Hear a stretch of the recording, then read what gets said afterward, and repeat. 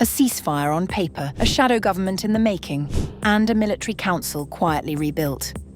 Hamas says it's handing over Gaza. Documents say otherwise. Al-Qassam commanders in civilian roles, copied government files, and tunnels mostly intact. Is this a handover or a takeover in disguise?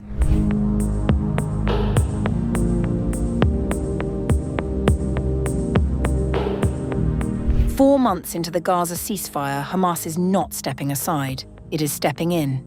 While the group has told mediators it is ready to hand over governance of Gaza to a new technocratic administration, internal documents seen by the Times of Israel tell a different story. Hamas Gaza chief al-Haddad has issued orders for members to copy any government files before surrendering them, preserving leverage over civil servants who could later be threatened or pressured into compliance. The body meant to replace Hamas rule is the National Committee for the Administration of Gaza, a 15-member technocrat committee headed by former Palestinian Authority Deputy Minister Ali Shaath. It is currently operating only out of Cairo, with no date set for entering the Strip. Nearly all of Gaza's 2 million residents remain in areas still controlled by Hamas. On the surface, though, the group has been saying the right things.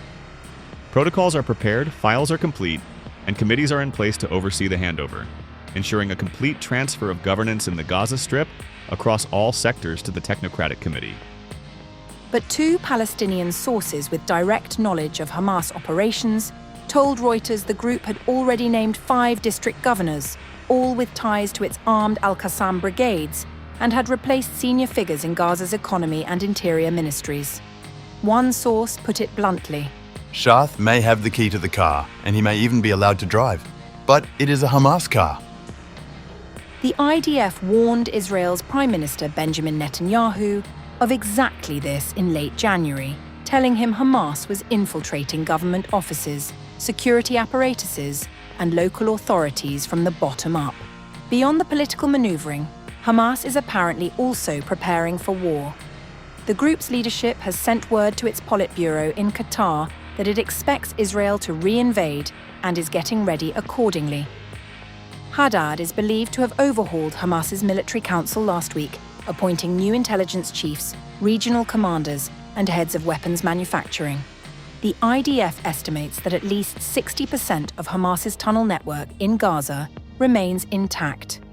The group has refused to surrender its rifles and rocket-propelled grenade launchers, and Israel has said it will not permit that under any circumstances. Israel has told the White House there is only one way to disarm Hamas. The IDF goes back in, and with no hostages remaining in the Strip, any such operation would be faster and more aggressive than anything seen before.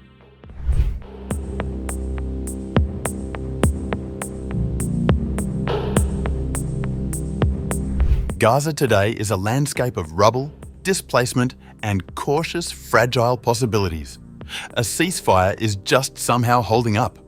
All living hostages since October 7th are home. A peace plan curated by US President Donald Trump is grinding through its second phase. And Yahya Sinwar, the brain behind the Hamas assault, is gone, and his instructions laid out for the event of his killing have been averted. According to Arab sources cited by the Wall Street Journal, Sinwar had instructed Hamas fighters to continue the war if he were killed and urged political leaders outside Gaza not to make concessions in ceasefire talks. Now, with the dust finally settling, we know just how close those instructions came to being followed and what it took to pull back from the edge.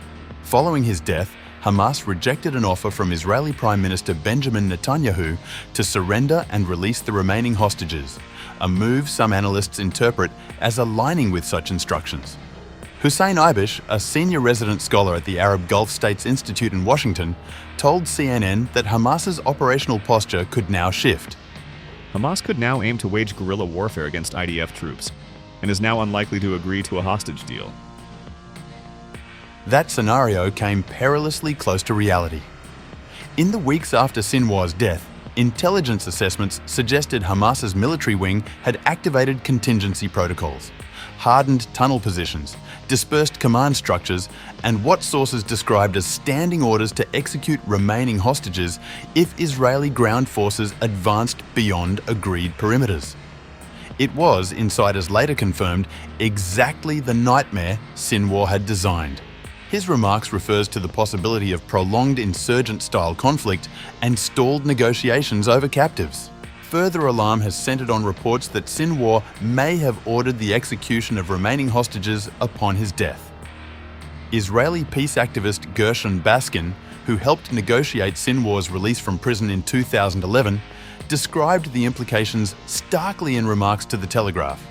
Sinwar's death is a moment of doom because rumors are that he instructed Hamas terrorists to kill the remaining hostages in the event of his death. Those fears, it would emerge, were not unfounded, but they were ultimately averted. A combination of intense back-channel negotiations brokered through Qatar, Egypt, and crucially, the direct personal intervention of US President Donald Trump produced what few had thought possible. On October 9, 2025, Israel and Hamas signed a ceasefire agreement in Sharm el-Sheikh, Egypt. Within 72 hours of the Israeli military withdrawal, Hamas released all living hostages on October 13, 2025. The last 20 living hostages returned to Israel, met with scenes of raw relief that briefly united a fractured Israeli public. Hamas also returned the remains of deceased hostages, with Israel confirming on January 23 that the remains of the last hostage had been handed over, fulfilling the terms of the first phase of the agreement. Attention then also turned to succession. Mohammed Sinwar, Yahya's brother, was widely viewed as a potential successor. Mohammed Sinwar did attempt to consolidate power in the immediate aftermath. But the physical decimation of Gaza's command infrastructure, combined with overwhelming international pressure, constrained the military wing's grip. Hamas has reaffirmed its commitment to all the terms of the agreement, though a senior Hamas official later clarified that the group has never agreed to lay down its weapons entirely, leaving some room to discuss which weapons could be removed. Sinwar's vision of endless war had not entirely died with him, but it had, for now, been contained. What remains now is the harder, slower work. Phase 2 of the peace plan, which began recently, is focused on the full demilitarization and reconstruction of Gaza, governed by a transitional Palestinian technocratic body, the National Committee for the Administration of Gaza, overseen by a so-called Board of Peace. Both Israel and Hamas have accused each other of violating the ceasefire since the October truce, and the Hamas-run health ministry estimates the death toll in Gaza now tops 71,000. Sinwar's instructions were designed to make peace impossible. That they were averted is not a triumph so much as an exhale. The region stands not at peace, but at the fragile, exhausted edge of a possibility that, not long ago, felt entirely out of reach.